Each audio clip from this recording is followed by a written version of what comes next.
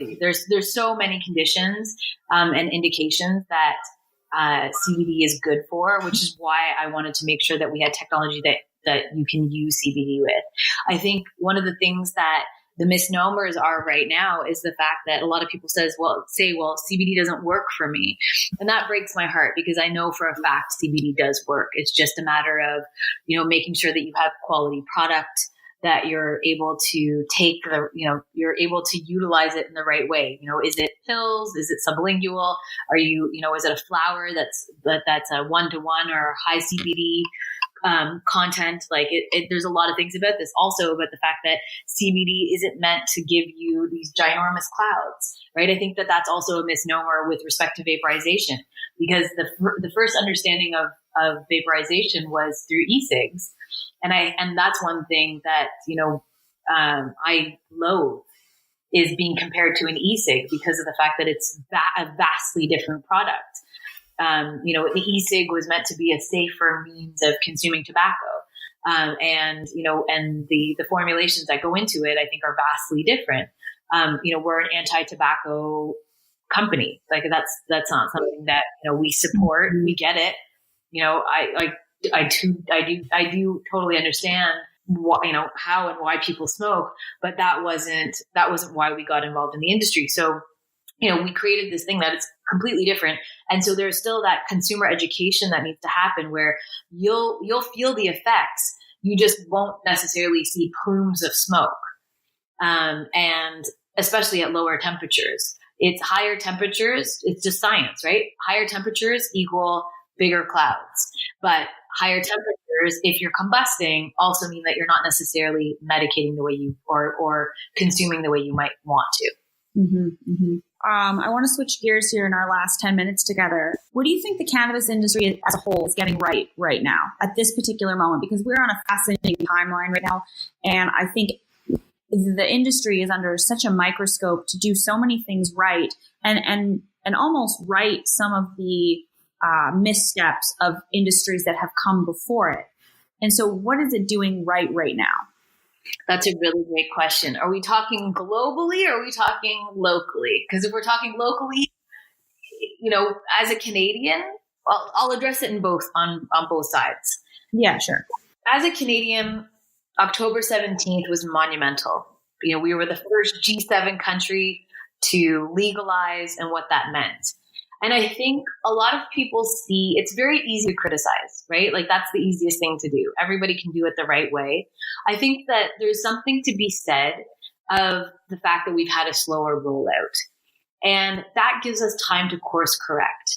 I think that may have been more appropriate or better to do is actually say we were going to go slow. Because there's nothing wrong with going slow, right? A slower rollout means that we're able to see what's good and bad, and we're able to course correct. But I think that there were a few promises that, we sort of overpromised and underdelivered a little bit. And I think that's where we start to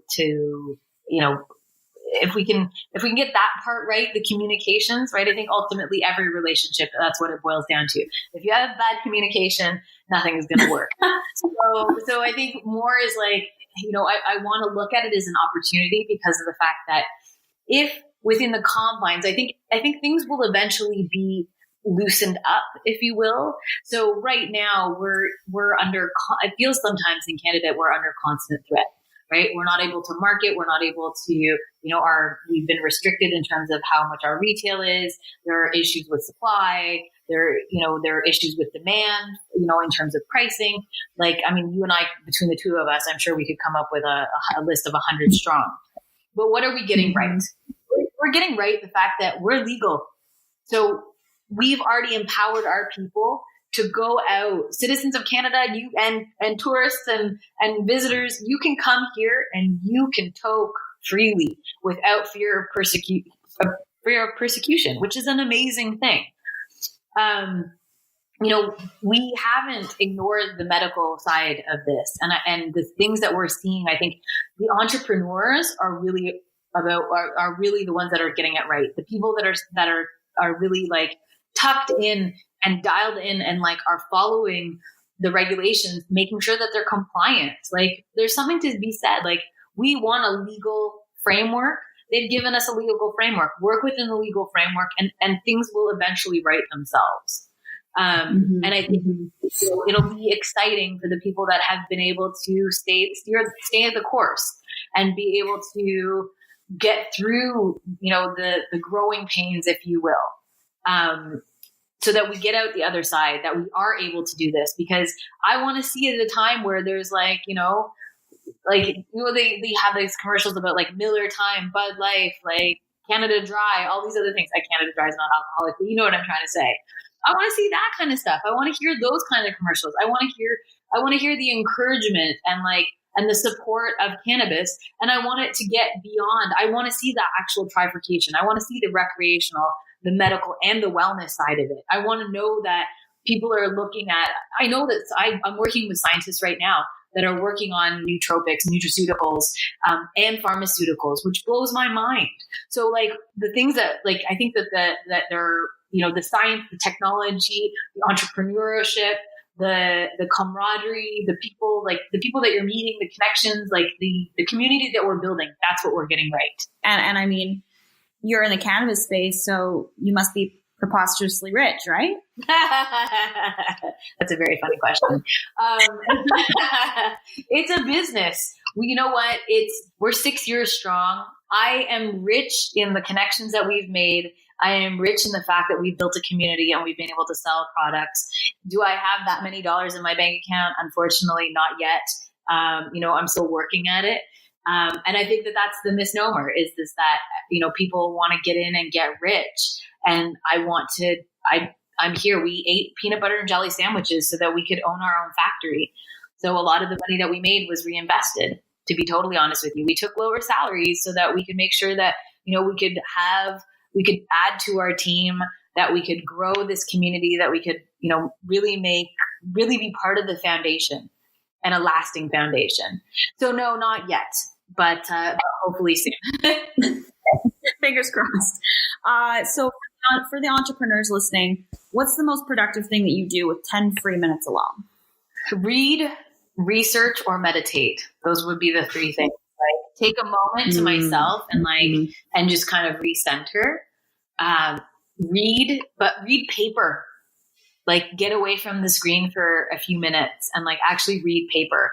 And read paper that, in terms of, I've been reading a lot of nonfiction and business books. And, it sounds kind of dry, but some of it's so inspiring and so amazing. I read a few really, really fantastic books this year. And then I would say, and then research. Make sure that I think the edge to maintain and to strive for is making sure that you know as much as possible, and not as a know-it-all, but as a resource. And that you're growing that community and making sure that you're checking and double checking that your knowledge is the right knowledge, and that's how you're building your business with effective and true understanding of and also then looking at how you can differentiate, and also maybe who you can collaborate with. Absolutely.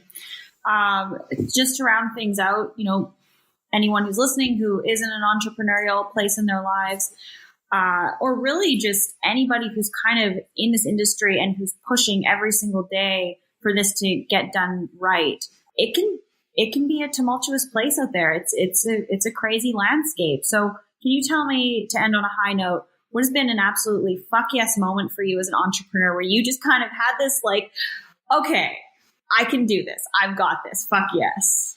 I think it's every day that you get up and that you keep fighting, to be totally honest with you. A recent one was a text message I got from an investor, to be totally honest with you. And it was just hey, Lise, this is an FYI that we're committing X, Y, and Z towards this next project. And it just filled me with elation because of the fact that they saw the value and the necessity of what we're building. I slept very, very well that night. It's a constant battle. It's one of those things where, everybody says that there's an abundance of all kinds of things, but there's an abundance when you build the right product.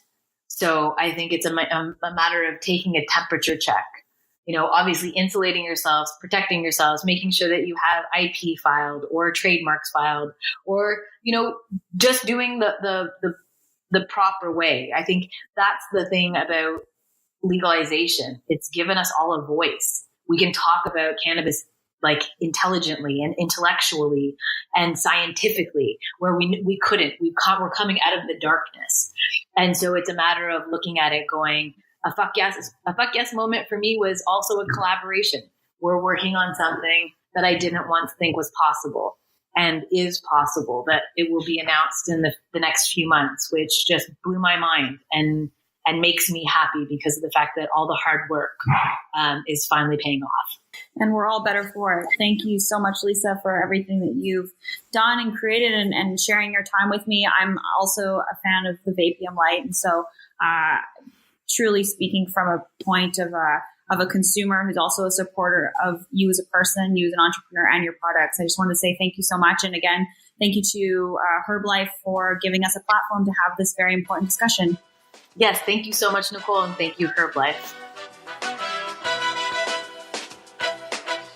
Well, that's the end of this session exploring cannabis and tech with Lisa and Nicole. You can find more info on these budding cannabis entrepreneurs in the show notes, along with links to their socials. Make sure you give them a follow, and while you're at it, follow the Herbalife as well. For up-to-date info on sessions, you can sign up to the Herbalife newsletter at herblifestyle.com, where we also have tons of great articles showcasing exactly what the Herb Lifestyle is all about. Thank you everyone for listening. I hope you enjoyed this episode of Sessions. Sessions by Herbalife is a production of Blue Dream Media, produced by Tiyana Matliovski and executive producer Gill Pollard.